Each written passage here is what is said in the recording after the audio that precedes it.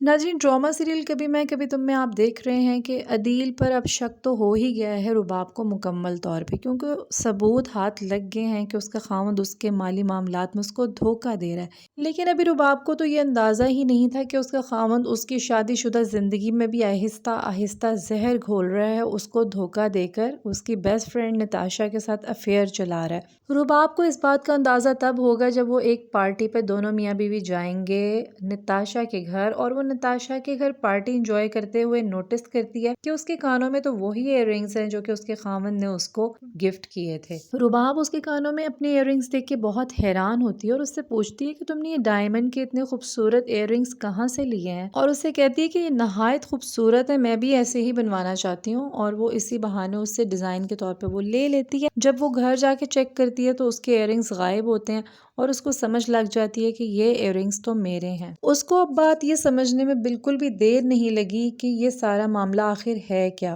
वो अच्छी तरह जान गई है कि उसकी गैर मौजूदगी में उसका शौहर उसी की फ्रेंड के साथ अफेयर चलाता रहा है और उसी की चीज़ों को एज अ गिफ्ट अपनी फ्रेंड को देता रहा है। माली मामलात में भी जहां अदील ने ना सिर्फ अपनी बीवी को धोखा दिया बल्कि अपने माँ बाप को भी अच्छी तरह से उल्लू बनाया और उनको भी धोखा दे के दरबदर कर दिया, उनको बेघर कर दिया, और वो इस वक्त अपनी बहू के दर पे रहने पर मजबूर है। अदील के माँ बाप बहुत ज़्यादा नाराज़ हैं अदील से, क्योंकि वो ये सोच भी नहीं सकते थे कि उनका लाडला बेटा इतना बड़ा धोखा करेगा उनके साथ।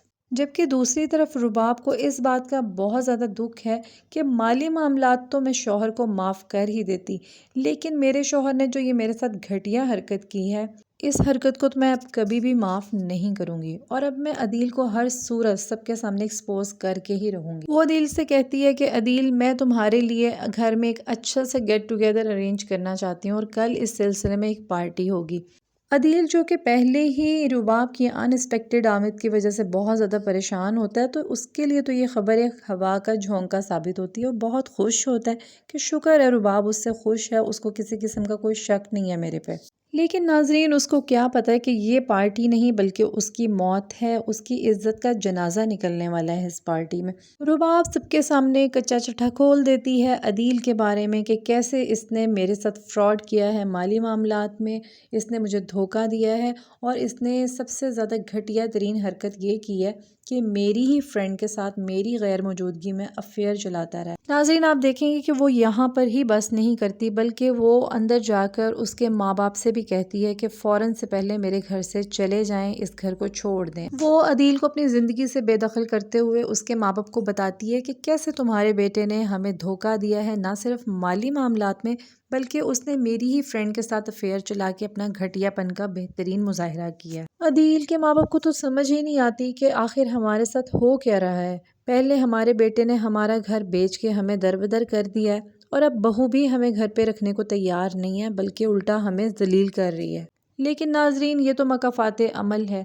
जो कुछ अदील और मुस्तफ़ा की वालिदा ने शर्जीना के साथ किया, आखिर को अब दूसरी बहू ने तो उनके साथ ऐसा करना ही था। अदील को भी इतनी खुदगर्जी और चालाकियाँ दिखाने के बावजूद ज़िंदगी में इन पर कुछ भी नहीं मिलता सिवाय ज़िल्लत के। तो नाज़रीन, आपको ड्रामा सीरियल कभी मैं कभी तुम पर रिव्यूज़ कैसे लगे? अगर अच्छे लगे तो हमारे चैनल को लाइक एंड सब्सक्राइब करें। Thanks for watching video. Allah हाफिज़।